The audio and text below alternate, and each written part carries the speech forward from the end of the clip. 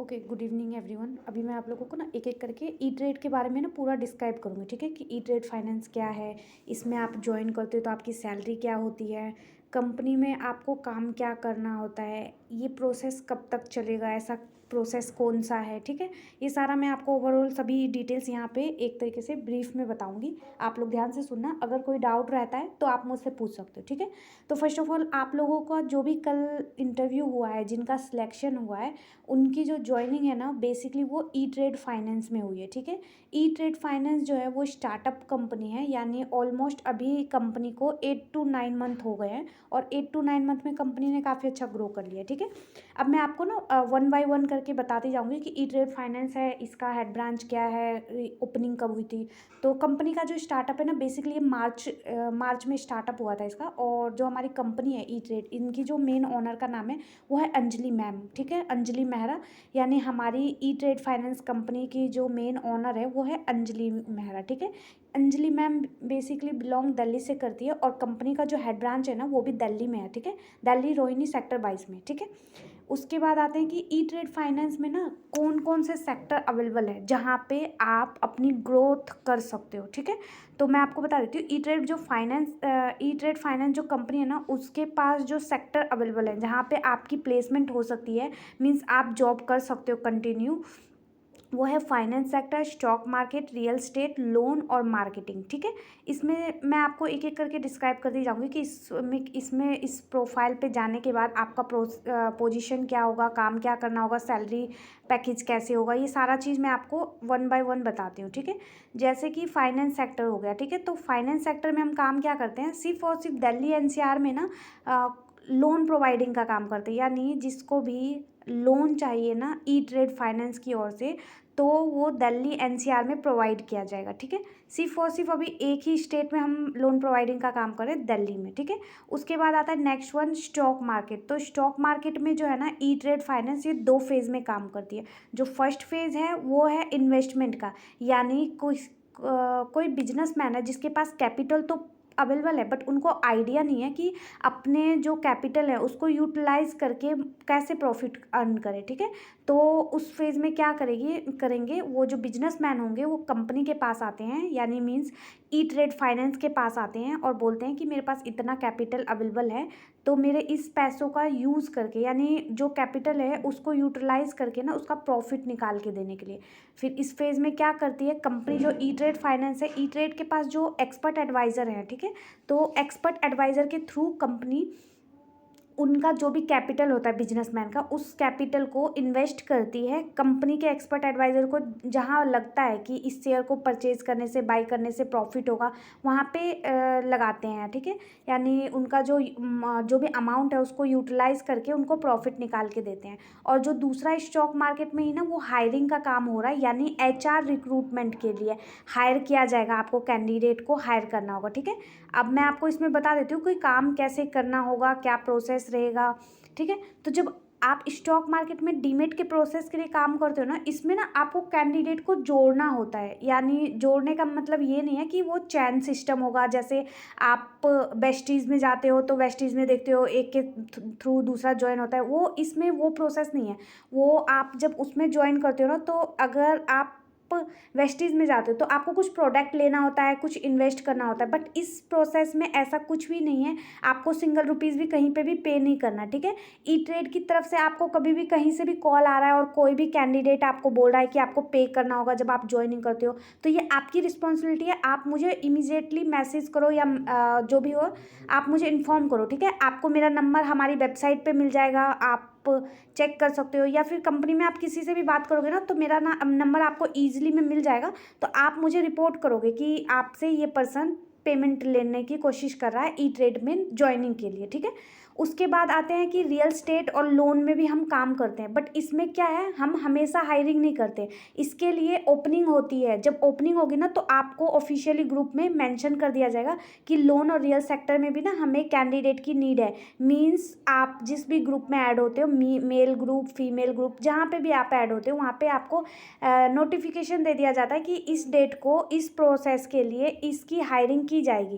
Then आपको पता चल जाता है कि इतनी तारीख को इस प्रोसेस प्रोसेस के लिए हायरिंग होगी, तो आप कैंडिडेट को कन्वेंस करके रख सकते हो, ठीक है। उसके बाद आता है मार्केटिंग। तो मार्केटिंग का फील्ड हमारे पास ऑलवेज अवेलेबल होता है। मार्केटिंग के फील्ड में जाने के लिए, लोन के फील्ड में जाने के लिए और रियल सेक्टर के फील्ड में जाने के लिए, इस फील्ड में जाने के लिए कैंडिडेट के पास एक जो मस्ट है, इम्पॉर्टेंट है, वो है उसके पास एक्सपीरियंस लेटर होना चाहिए और सैलरी स्लिप होना चाहिए, ठीक है। सैलरी स्लिप मिनिमम 3 मंथ का होना चाहिए और एक्सपीरियंस लेटर कंपलसरी है, वो होना ही चाहिए, ठीक है। एक्सपीरियंस लेटर होना चाहिए, ये नहीं कि जिसको भी आप ज्वाइनिंग करवा रहे हो वो वर्ड पैड पर लिख के ले आए हैं कि उनको एक्सपीरियंस है, उस फेज़ में उनको एक्सपीरियंस में काउंट नहीं किया जाएगा, एज अ फ्रेशर ही ज्वाइन किया जाता है, ठीक है।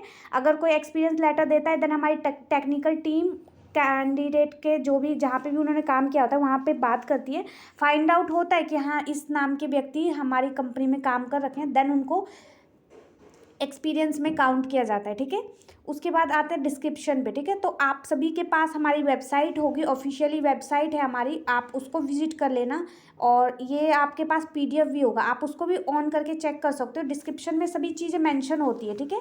हम स्टॉक एक्सचेंज में काम करते हैं, फंड, म्यूचुअल फंड, इन सब में काम करते हैं, ये सारी चीज़ें ना आपको मेंशन करके दिया गया है, आप वेरीफाई कर सकते हैं। अगर आप वेरीफाई नहीं कर पाते हो तो आप जिस भी एचआर से बात कर रहे हो ना वो आपको क्लियर कर देंगे, ठीक है। यहाँ तक आई एम श्योर दैट कि आप सभी को क्लियर होगा कि मैं आपको क्या बताने की कोशिश कर रही हूँ। फिर आते हैं हमारी टीम पे, ठीक है। तो टीम का मैंने आपको बताया कि अंजलि मैम जो है ना वो हमारे फाउंडर है, यानी मैम जो है कंपनी की एक तरीके से स्थापना मैम ने ही की थी। उसके बाद अंजलि मैम के बाद जो दूसरा नाम आता है वो है रमेश सर, ठीक है। अगर अंजलि मैम अवेलेबल नहीं होती है, आपको कोई भी इशू होता है तो आप रमेश सर से बात कर सकते हो, ठीक है। अगर आप मुझे कॉल या मैसेज नहीं कर पा रहे हो या मैं रिप्लाई नहीं कर रही हूँ तो आप रमेश सर अवेलेबल हैं, ग्रुप में भी हैं और आपको वेबसाइट पे भी इनका नंबर मिल जाएगा। आप इजीली तरीके से इनको कॉल करके जो भी आपके इशू हैं, ठीक है, सैलरी से रिलेटिव इशू, वर्क से रिलेटिव इशू, ऐड पोस्ट करने से रिलेटिव इशू, कुछ भी इशू होता है ना तो आप डायरेक्टली सर को भी कॉल करके या मैसेज करके पूछ सकते हो, ठीक है। अब आते हैं हम कि जॉब प्रोफाइल। तो जॉब प्रोफाइल आप लोगों को बताया गया है, एचआर रिक्रूटर टेलीकॉलर है और रियल स्टेट टेलीकॉलर है, लोन प्रोवाइडिंग टेलीकॉलर है, जिसमें से मैंने अभी आपको जस्ट क्लियर किया है कि रियल स्टेट और लोन में ना हम हमेशा हायरिंग नहीं करते हैं, हमेशा जो हायरिंग है वो एचआर रिक्रूटर और टेलीकॉलर में है, ठीक है। आप वहाँ पे कैंडिडेट की प्लेसमेंट ज्वाइनिंग ना आप डेली करवा सकते हो, कोई इशू नहीं है। उसके बाद आते हैं पार्टनर्स, ठीक है।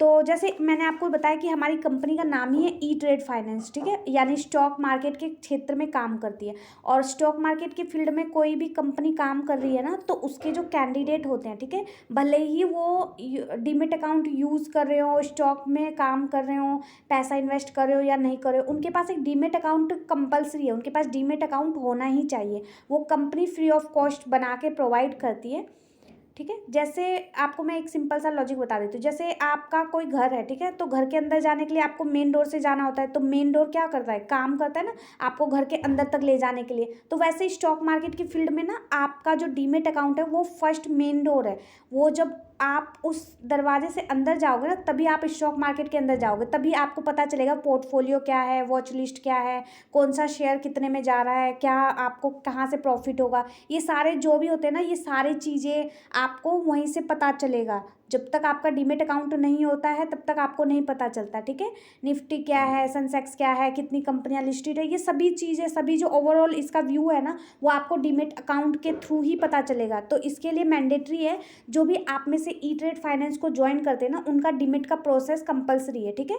इससे आपको कोई नुकसान नहीं होगा, इन फ्यूचर में कभी भी कोई नुकसान नहीं होता। आपको ऐसा लगता है कि आपका कुछ लॉस हो रहा है, कभी 1 रुपये भी आपके चले गए हैं, देन आपके पास मेरा नंबर होगा, सर का नंबर होगा, किसी का भी कंपनी का नंबर है अगर आपके पास सीनियर का, तो आप कॉल करके अपने सेटिस्फाई के लिए ना आप बात कर सकते हो, हम आपको डेफिनेटली गाइड करते हैं हर फील्ड में, ठीक है। अब आते हैं हम आपके काम की बात करते हैं कि एचआर रिक्रूटर टेलीकॉलिंग में जो आपका काम होगा ये क्या होता है, ठीक है। तो एचआर रिक्रूटर में काम क्या होता है आपका, जैसे आपने कंपनी को ज्वाइन कर लिया, आज आपने ई ट्रेड फाइनेंस को ज्वाइन कर लिया है और ई ट्रेड फाइनेंस को जब आपने ज्वाइन कर लिया ना तो आप कॉलिंग करोगे, यानी ओएलएक्स हो गया, गुड स्पेस हो गया, वर्कएक्स हो गया और लिंक्डइन हो गया, क्विकर हो गया, यूट्यूब हो गया, ठीक है, फेसबुक हो गया, इन सभी पे ना हम आपको इवनिंग के टाइम में जो मीटिंग होती है उसमें आपको बताया जाएगा कि कैसे आपको ऐड पोस्ट करना है। तो जब आप ऐड पोस्ट करोगे ना तो आपको अलग अलग प्लेटफॉर्म पे मैसेज आएगा कि सर या मैम मुझे जॉब की नीड है, मुझे जॉब चाहिए। देन आपका जो वर्क होगा ना HR रिक्रूटर का, वो यहीं से स्टार्ट होता है। आपको क्या करना है, कैंडिडेट से बात करना है, उनका CV शॉर्ट लिस्ट करना, उनके डॉक्यूमेंट को कलेक्ट करना, ठीक है। ये सारी आपकी रिस्पॉन्सिबिलिटी होती है। उनका फर्स्ट इंटरव्यू राउंड आप लोगे और सेकेंड राउंड के लिए कंपनी में आपको लिंक प्रोवाइड किया जाता है 4 बजे जो होता है, मंडे वेडनेसडे और फ्राइडे 3 दिन जो इंटरव्यू होता है ना, वो लिंक आपको ग्रुप में प्रोवाइड किया जाता है। वहाँ से आप वो लेके लिंक अपने कैंडिडेट का सेकेंड राउंड इंटरव्यू ईजिली तरीके से करवा सकते हो, ठीक है। इसमें आपको कभी भी कोई प्रॉब्लम नहीं होगा, ठीक है। यहाँ तक किसी को कोई डाउट नहीं होगा, आई एम श्योर दैट। तो हम नेक्स्ट पे चलते हैं कि जब आप कंपनी को ज्वाइन करते हो ना, तो कंपनी की जो टाइमिंग है वो बेसिकली क्या होती है, मॉर्निंग में 10 बजे से लेके इवनिंग के 6 बजे तक होती है, ठीक है। यहाँ तक किसी को कोई डाउट नहीं होगा। और इसमें जब आप काम करते हो तो आपकी सैलरी क्या होती है, ठीक है। सैलरी का जो प्रोसीजर है ना, ये बहुत डिफ़िकल्ट है, आप लोगों को समझ में नहीं आता, तो आपको मैं दोबारा से एक्सप्लेन कर देती हूँ। आप अगर E-Trade फाइनेंस कंपनी में जॉब कर रहे हो ना, तो आपकी जो सैलरी होगी, ठीक है, अगर आपको मंथली चाहिए तो आपकी जो सैलरी है, अगर आप फ्रेशर हो तो 8 to 10 के बीच में आपकी सैलरी होती है। और इसमें आपको 25 कैंडिडेट को हायर करना होता है, यानी 25 कैंडिडेट्स को फाइंड आउट करके लाना होता है किसी भी प्लेटफॉर्म से, ठीक है। मे बी वो आपके कज़न हो सकते हैं, मे बी आपके कलीग्स हो सकते हैं, कोई भी हैं आप जिसको जानते हो उसकी भी ज्वाइनिंग करवा सकते हो, जिसको नहीं जानते हो आपने कहीं प्लेटफॉर्म से लाया है उसको भी ज्वाइनिंग करवा सकते हो, ठीक है। यहाँ तक किसी को कोई डाउट नहीं है कि अगर आप फ्रेशर हो तो फ्रेशर को कितनी सैलरी मिलेगी। ओके, मैं नेक्स्ट आपको बताती हूँ। अगर किसी को एक्सपीरियंस है तो एक्सपीरियंस को कितनी सैलरी मिलती है। अगर आपको एक्सपीरियंस है तो एक्सपीरियंस को कंपनी प्रोवाइड जो सैलरी करती है वो 12 to 14,000 पे आउट करती है, ठीक है। बट एक्सपीरियंस वालों के लिए जो कैटेरिया है, ठीक है, यानी उनका जो जॉब का डिस्क्रिप्शन का जो भी सैलरी अमाउंट है ना, वो उस बिहाफ पे मिलता है, उनका टारगेट कंप्लीट होता है देन, ठीक है। यानी उनको 40 कैंडिडेट्स को फाइंड आउट करके लाना होता है 1 मंथ के अंदर। यहाँ तक आई एम श्योर दैट किसी को भी कोई डाउट नहीं होगा। और जो E-Trade फाइनेंस है ना, ये आपको वीकली और मंथली दोनों ही फेज में सैलरी प्रोवाइड करती है। अब यहाँ पे क्वेश्चन ये आता है कि अगर आप टारगेट कंप्लीट नहीं कर पाए देन आपको कंपनी सैलरी पे आउट करती है या नहीं करती। तो डेफिनेटली आपको पे आउट करती है। अगर आप नहीं कर पाए ना कंपनी में टारगेट कंप्लीट, तो पर कैंडिडेट 300 रुपीज़ दिया जाएगा, यानी आपने जितना भी कैंडिडेट हायर किया होगा ना, उस बिहाफ पे उस हिसाब से आपको पे आउट दिया जाता है, ठीक है। यहाँ तक किसी को कोई डाउट नहीं है। हाँ, मैं नेक्स्ट आपको बताती हूँ। आप जब कंपनी को ज्वाइन करते हो ना, तो इसमें ना कुछ डॉक्यूमेंट की रिक्वायरमेंट होती है, एज लाइक पैन कार्ड, आधार कार्ड, बैंक डिटेल्स और सिग्नेचर, ठीक है। ये मस्ट इंपॉर्टेंट होता है। ये आप कहीं से भी गूगल भी कर सकते हो कि ये डॉक्यूमेंट आपसे E-Trade क्यों ले रही है, ठीक है। तो E-Trade का कोई मेन मकसद जो है ना, वो सिर्फ यही है कि जब आप कंपनी को ज्वाइन करते हो ना, तो कंपनी के पास आपके डॉक्यूमेंट होने चाहिए, डिटेल्स होने चाहिए, ठीक है। KYC जो आप फिल करते हो, तो KYC का मतलब ही होता है नो योर कस्टमर। जब तक आपका डिटेल्स हमारे पास नहीं है, हमें नहीं पता कि आप कौन हो, क्योंकि इसमें भी एक ही नाम के बहुत से लोग हो सकते हैं ना। अब जैसे मेरा नाम प्रतिभा है, तो प्रतिभा नाम से बहुत सारे लोग हो सकते हैं। अब मेरा जब डॉक्यूमेंट जाएगा कंपनी के पास, तभी तो कंपनी फाइंड आउट कर पाएगी ना कि ये कौन सी प्रतिभा बात कर रही है और किस प्रतिभा का हमें प्रोसेस करना है। तो इसके लिए आपके पास कुछ डॉक्यूमेंट अवेलेबल होने चाहिए। और जैसा भी मैंने आपको बताया, फर्स्ट राउंड आपको खुद ही से लेना है। सेकंड राउंड जो है ना, वो हमारी कंपनी खुद अरेंज करती है, यानी सेकंड राउंड के लिए आपको लिंक दिया जाएगा प्रॉपर तरीके से। यहाँ तक मुझे नहीं लगता आपको कोई भी डाउट होगा कंपनी को समझने में। पूरा डिटेल्स मैंने आपको बता दिया है। मार्केटिंग का मैंने आपको वही बता रखा है कि मार्केटिंग में क्या काम करना होता है। शेयर मार्केट का आपको पता ही है कि हम जो काम करते हैं शेयर मार्केट में करते हैं, और ये जो लोन का है, ठीक है, तो लोन का भी आपको ऑलमोस्ट पता ही होगा, ठीक है।